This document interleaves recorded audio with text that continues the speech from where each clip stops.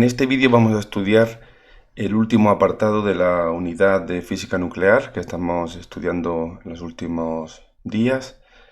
Este apartado se llama la radiactividad artificial.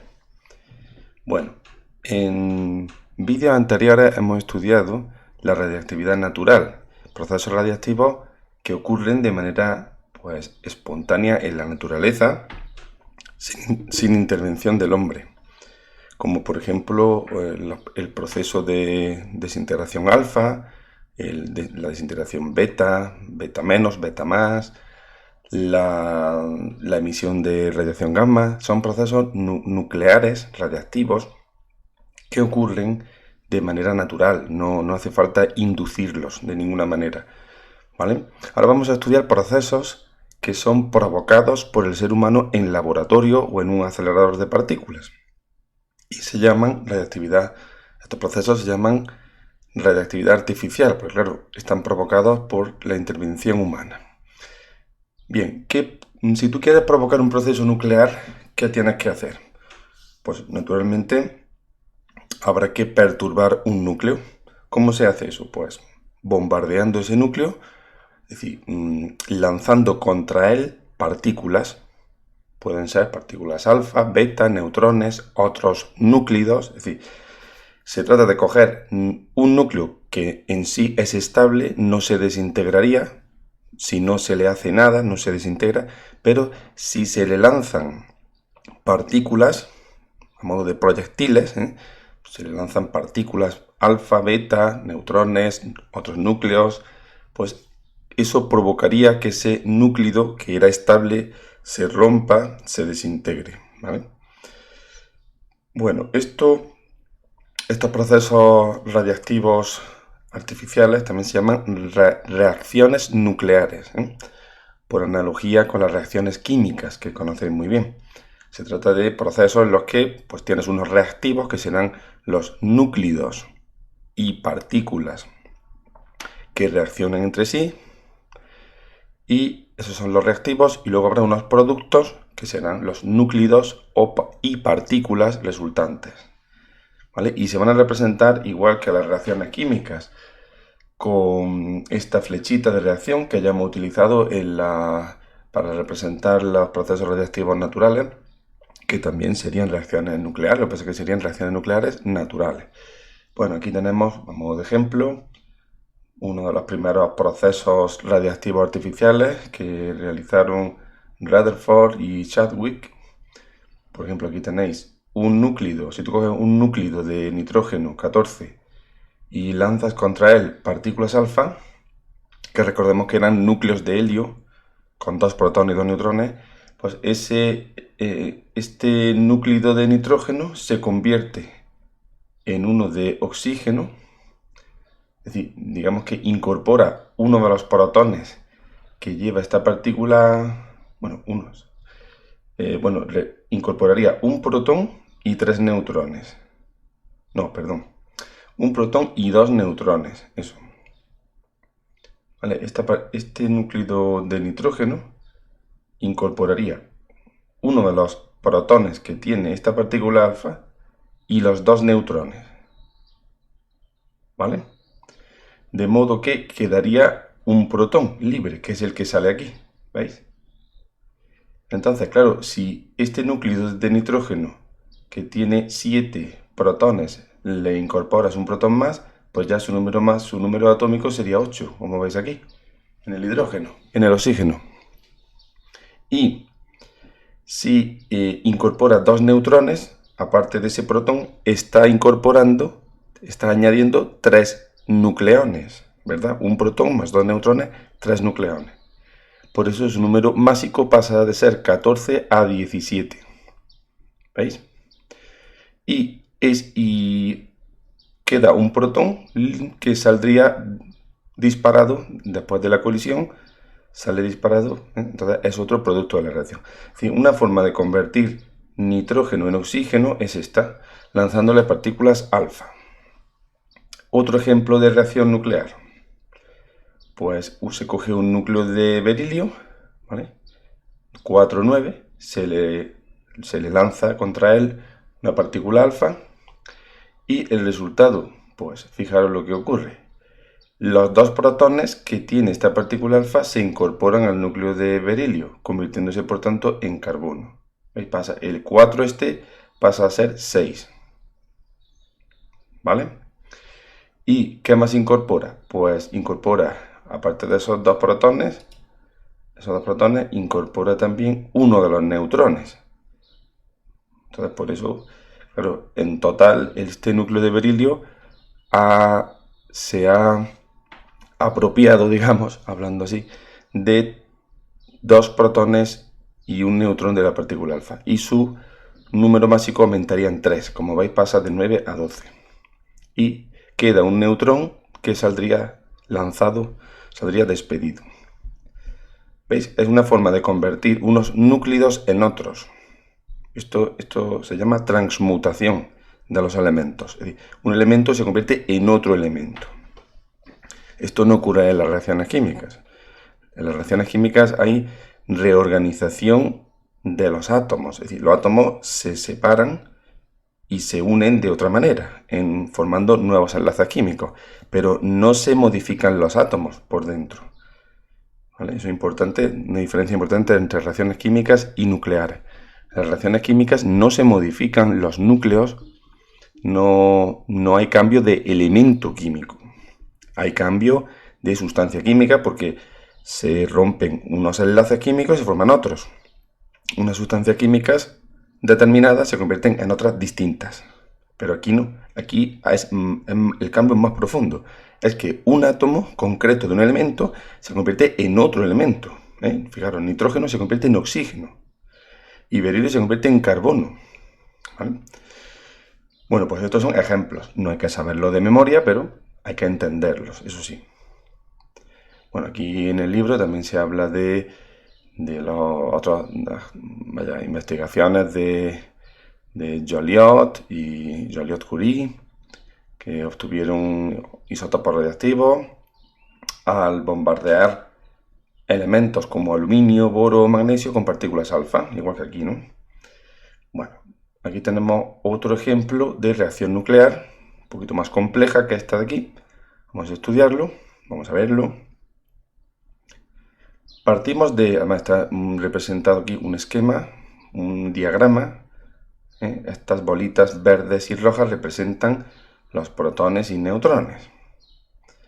¿Vale? En principio yo creo que serían las partículas, las bolitas rojas serían protones, las verdes neutrones. Bueno, pues se parte de núcleos de aluminio, aluminio 1327, aluminio 13 protones y 14 neutrones tendría. Se lanza contra esa muestra que contiene aluminio, de este isótopo del aluminio, se lanzan partículas alfa. ¿Qué ocurre? Pues, fijaros, se forma un átomo de fósforo 1530, ¿vale? Más un neutrón, que se representa aquí como 0,1, neutrón 0,1, y además se emite radiación gamma.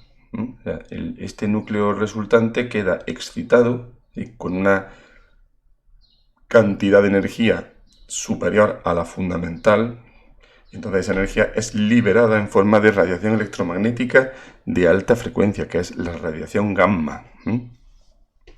Después ocurre otro subproceso, es decir, este núcleo no es estable, sino que se desintegra a continuación en silicio y libera además un positrón. ¿Veis aquí? Una partícula beta más, un positrón. Bueno, pues otro ejemplo de proceso. No hay que saberlo de memoria, pero lo ponemos para entenderlo. Bueno, dice que es especialmente útil para provocar estos procesos el neutrón. ¿Por qué? Porque el neutrón, como es una partícula que no tiene carga, pues es más fácil que impacte contra el núcleo sin ser repelido por él, ¿vale? Bueno, estos procesos no se hacen en el laboratorio, no se hacen, como es lógico, con un solo átomo. Esto se hacen con muestras, o bien con haces de partículas que se consiguen en en los aceleradores. Los detalles técnicos del experimento o de los experimentos no son de nuestro interés, pero bueno, que sepáis que esto no se hace con un solo átomo, sino que se hace con un número muy grande de átomos a la vez y de partículas proyectiles. ¿Vale? Bueno, esto sí es importante que lo sepáis, lo que vamos a decir ahora. ¿Cómo se producen las reacciones nucleares? Porque esto es lo que tú vas a tener que saber para luego poder resolver un ejercicio sobre esto. No se te van a preguntar reacciones nucleares de memoria, pero se te van a poner reacciones nucleares para que las completes. Y ya vais a ver que es muy fácil, ¿eh? Es muy fácil porque las reglas son muy sencillas. Lo primero, en una reacción nuclear se conserva la carga eléctrica, es decir, los números atómicos Z, el numerito que tenemos debajo, en cada partícula o núcleo, ese número Z, por ejemplo 13, 2, 15, 0, tal, ese número, que es el número de protones, también lo podemos entender como la carga que tiene esa partícula, carga positiva, ¿vale? Bueno, sí, positiva o negativa. Por ejemplo, si es un electrón pone -1, y si no tiene carga como el neutrón pone 0. Bueno, pues ese número se tiene que conservar, es decir, la suma de los Z antes de la reacción debe ser igual a la suma de los Z después de la reacción. Vamos a ver que se cumple. Mirad aquí, 7 más 2, 9, ¿verdad? Aquí 8 más 1, 9. 4 más 2, 6. 6 más 0, 6, ¿veis? Aquí también. 13 más 2, 15. Y aquí 15 más 0, pues 15.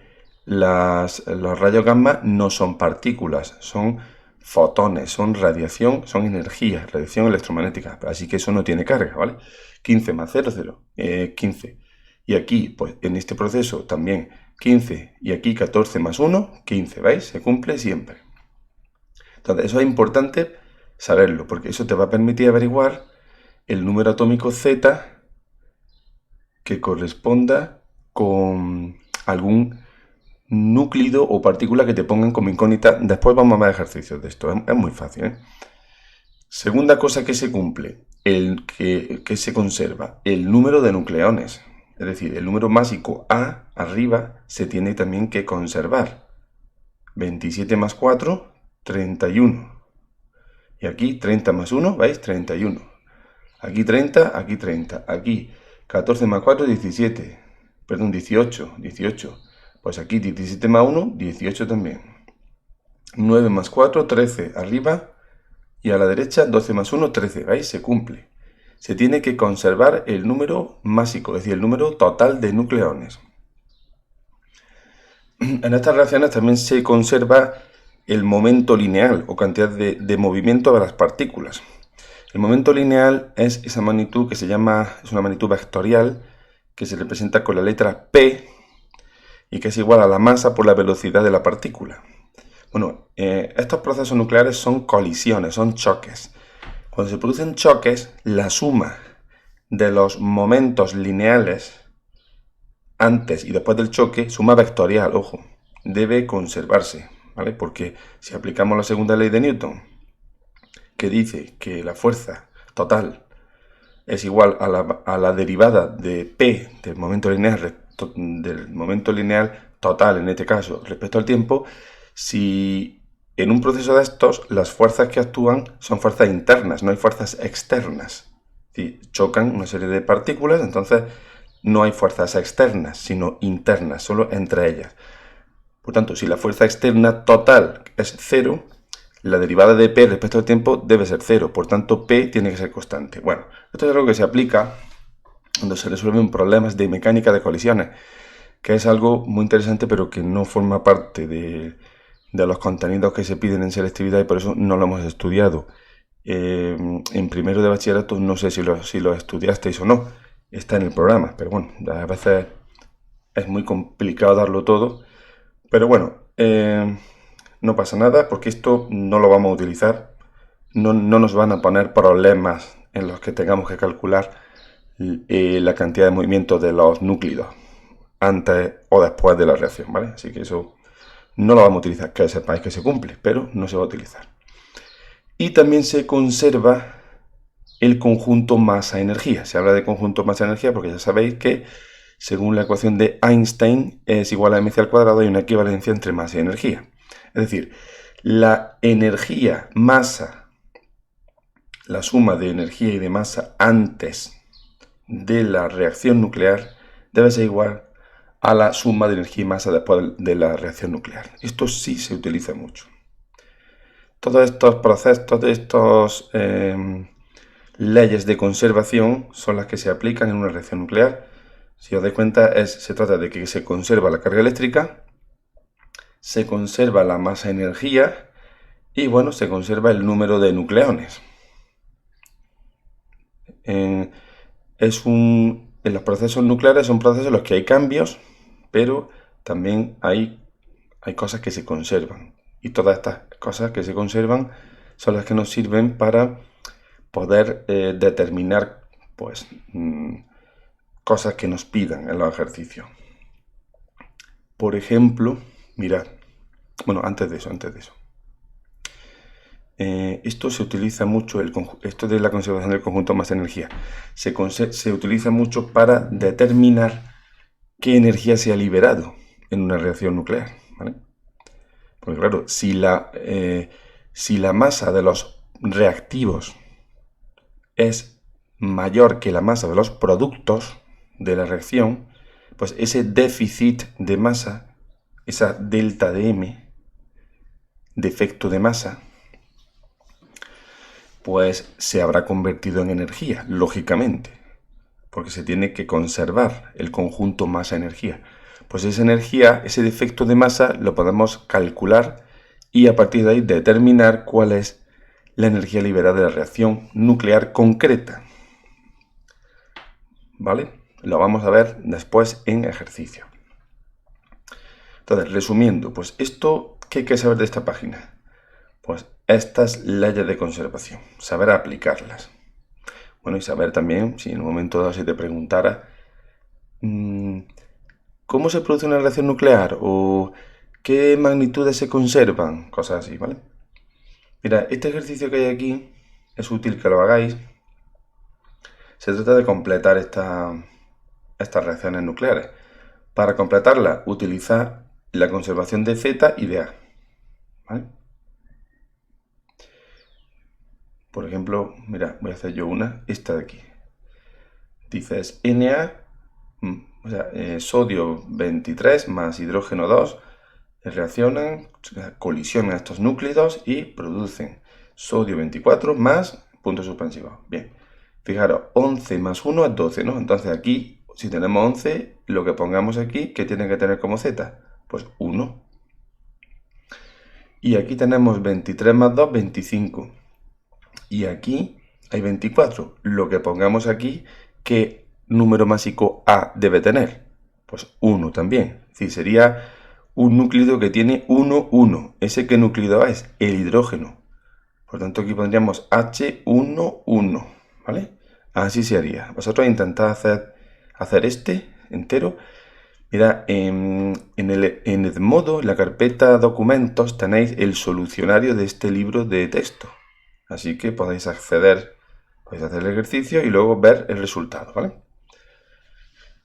Bien, como siempre, si hay cualquier pregunta, pues comentáis. Luego allí en el Edmodo ponéis una publicación para que todo el mundo la lea y preguntáis. Vamos a continuar. Bien, las reacciones nucleares de fisión y fusión. Estos son dos ejemplos, dos casos concretos de reacciones nucleares muy importantes porque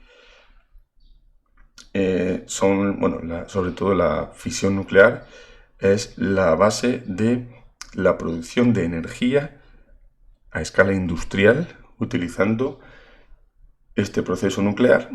Hay centrales nucleares de fisión, ¿vale?, que funcionan y producen una cantidad de energía muy importante para el consumo humano en todo el mundo.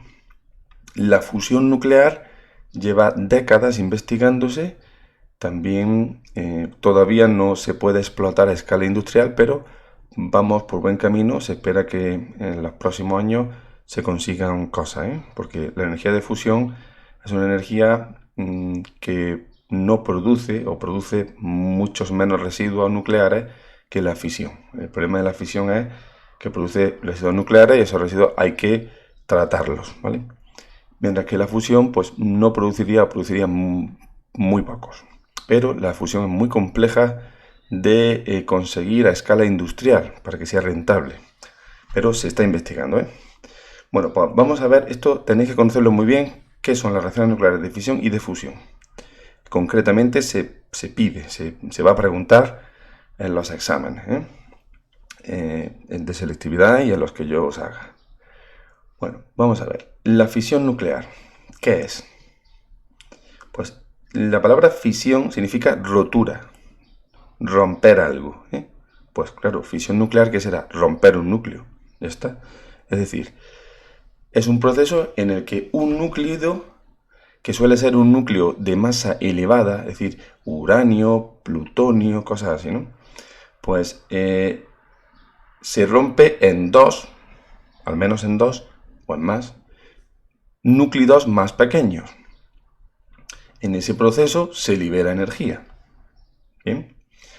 Ese es el concepto de fisión que debéis conocer muy bien. ¿Qué hace falta para producir una fisión? Pues bombardear un núcleo con neutrones. ¿Vale? Dice aquí que tienen que ser neutrones lentos. ¿Qué significa? Que tengan baja velocidad, porque si llevan mucha velocidad, entonces chocan contra el núcleo y salen despedidos, rebotan. Mientras que si y no produce fisión. Mientras que si el núcleo es lento, entonces el núcleo no. Si el neutrón proyectil que va a impactar contra el núcleo es lento, entonces es absorbido por el núcleo y este pues se desestabiliza y se divide, ¿vale? ¿Qué pasa también? Importante en las reacciones de fisión nuclear, que cuando se divide ese núcleo se liberan no uno, sino varios neutrones, que a su vez colisionarían contra otros núcleos y continuando la reacción, es decir, es una reacción en cadena. Un neutrón choca contra un núcleo y se producen tres. Esos tres neutrones chocarían con otros tres núcleos y cada uno de ellos provocaría otros tres. Es decir, tendríamos ya 9 neutrones. O sea, empezamos con un neutrón y en 2 pasos ya tenemos 9 neutrones que están impactando. Esto es muy ventajoso a la hora de producir esta reacción a escala industrial. Bueno, pregunta importante. ¿Hay que saber de memoria reacciones nucleares? Es decir, algún proceso de estos. Bueno, pues en principio no. O sea, si se te pregunta qué es la fisión nuclear, pues tú respondes esto, bien explicado, estaría bien. Pero bueno, hombre, si uno se sabe al menos un ejemplo, pues sirve para completar más la respuesta, ¿vale? Pues claro, procesos de fisión hay muchos, no te lo vas a saber todo. Pero este, por ejemplo, pues estaría bien saberlo de memoria. ¿Que llega el día del examen y no te lo sabes porque se te ha olvidado? Bueno, pues ya está, tampoco pasa nada. O puedes esbozarlo, puedes decir, hombre, sí hay que saber que se utiliza el uranio, es muy usado para la fisión, ¿no? Pues tú dices, se coge un núcleo de uranio, se bombardea con neutrones y se originan, si no te acuerdas, vas a poner otros núcleos de menor en masa y se liberan más neutrones. Pues al menos si pone eso, ya se sabe que tiene idea, ¿eh? Pero bueno, yo creo que os podéis aprender este ejemplo concreto para poder ponerlo en una respuesta. Mira cómo ocurre en un ejemplo de fisión. La muestra contendría, aquí está muy bien porque este esquema es fantástico, este diagrama, mejor dicho, dibujo, fantástico para ver cómo ocurre esto. Tenemos nuestro núcleo de uranio, 235, ¿vale? Se lanza contra él un neutrón. Entonces, este es el principio de la reacción, ¿veis? Los reactivos serían uranio más neutrón. Absorbe ese neutrón, se desestabiliza el núcleo y se divide. Se divide en un núcleo de bario 141, que es este de aquí, y uno de criptón 92, que es este de aquí. Y se liberan 3 neutrones más. ¿Veis? En este proceso se cumple lo que hemos dicho antes, conservación de la Z, aquí lo podéis comprobar vosotros, 92 es lo mismo que 56 más 36, ¿vale? 3, 0, 3 por 0, 0, eso no aporta nada. Y también se cumple la conservación de A. 285 más 1 es lo mismo que 141 más 92 más 3 por 1, más 3. Bueno, pues estos 3 neutrones, aquí ya se liberaría energía, ¿no? Estos 3 neutrones impactarían con otros 3 núclidos de uranio de la muestra que estuviésemos fisionando. Y bueno, se pueden obtener, como veis, otros productos distintos. O sea, no siempre va a ser bario y criptón. Por ejemplo, aquí rubidio y cesio, 3 neutrones más, o estroncio y xenón, o criptón, bueno, criptón y bario es el que hemos puesto aquí, que sería este mismo. Siempre se cumple que se conserva Z y A, ¿vale? Bueno, pues esto es lo que hay que saber muy bien de la fisión nuclear. ¿Qué es? Y si sois capaces de recordar este ejemplo, aunque sea, estaría muy bien. Y ahora vamos a ver el proceso de fusión nuclear, ya para terminar. Fusión nuclear. Fusión significa unión. Es decir, en este caso tenemos dos núclidos de masa baja, los llaman núclidos ligeros, que se unen y forman un núclido de mayor masa, de ahí lo de fusión, es decir, unión de núclidos. ¿Qué ocurre? Como en la fisión, no sé si, creo que no lo he dicho, pero bueno, lo digo ahora. La masa de los productos, tanto en la fisión como en la fusión, la masa de los productos de la reacción es menor que la masa de los reactivos. Entonces, ese déficit de efecto de masa, ¿qué es? Pues se ha convertido en energía liberada. ¿Vale? Bueno, lo mismo que he dicho antes, que es conveniente saber si algún ejemplo, pues aquí también. Estos son muy sencillos de recordar. Se parte de núcleos tan ligeros como el hidrógeno o el helio. Bueno, en este caso, hidrógeno. Pues fijaros, en un proceso típico de fusión, 4 núcleos de hidrógeno, 1,1, esto se llama protio. Ese isótopo del hidrógeno, el hidrógeno 1,1 se llama protio. Luego hay otro isótopo que es el 1,2, que se llama deuterio, y el 1,3 que se llama tritio, ¿vale? Son muy frecuentes esos isótopos y se le dan esos nombres. Protio, deuterio y tritio. Isótopos del hidrógeno 1,1, 1,2, 1,3. Bueno, pues 4 núcleos de protio se unen entre sí y se forma un núcleo de helio 2,4. Se liberan 2 positrones, 2 partículas beta, y la energía que se libera son 25 MeV, 25 megaelectronvoltios. Mega es 10 elevado a 6 y electronvoltio es 1,6 por 10 elevado a menos 19 julios. Otro proceso distinto, pues el deuterio, un núcleo de deuterio se combina, se une, colisiona con un núcleo de tritio, 1,3, y se forma un núcleo de helio 2,4, pero en este caso se libera un neutrón. Y la energía obtenida, bueno, pues es menor, ¿vale?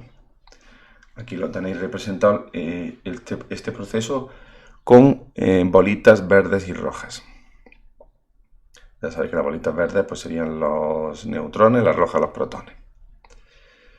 Bien, pues lo digo otra vez, con saber uno de estos ejemplos estaría muy bien para ilustrar una respuesta.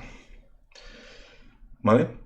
Este proceso ocurre en las estrellas. Este y otros procesos de fusión o de fusión de núcleos más pesados ocurren en las estrellas. Es decir, la energía que libera el Sol, la energía que recibimos aquí en la superficie de la Tierra, es producto de procesos de fusión que ocurren ahí, ¿vale? Y los humanos llevamos décadas, los científicos llevan décadas intentando conseguir un proceso de fusión que sea rentable industrialmente.